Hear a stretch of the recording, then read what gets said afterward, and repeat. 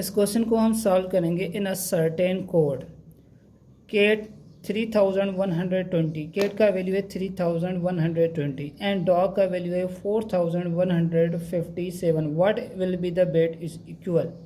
तो याद रखें यहाँ पर सबसे पहले जो हम वैल्यू उठाएंगे ना वो केट का उठाएंगे, फिर हमें पता चलेगा कि बेट का वैल्यू क्या है।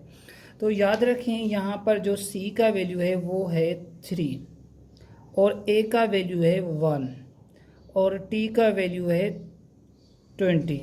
अब इसको छोड़ दें, अब आते हैं बेट पे, BAT।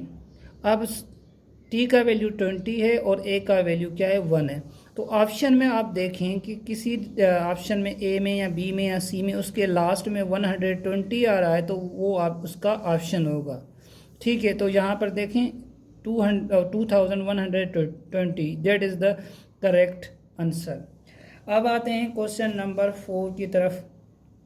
A shopkeeper marked an item 40% above the cost price and offered the discount of 20%. What is the overall profit percentage?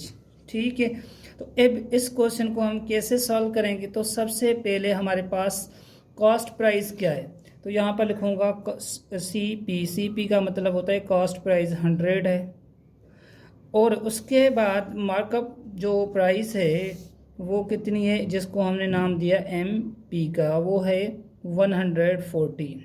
ठीक है, तो डिस्काउंट कितना है 20%, डिस्काउंट 20% है। तो अब सबसे पहले हम क्या फाइंड आउट करेंगे, selling price with help of discount. तो यहाँ पर देखें 400 मल्टीप्लाई बाय 20 डिवाइडेड बाय 100, 0 0 में कैंसिल आउट, ये 0 0 में कैंसिल आउट, तो ये बनेगा 28।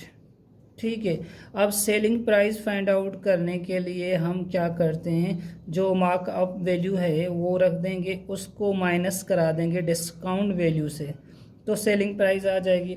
अब 140 से मैं 28 को माइनस करा दूं तो ये आएगा 112।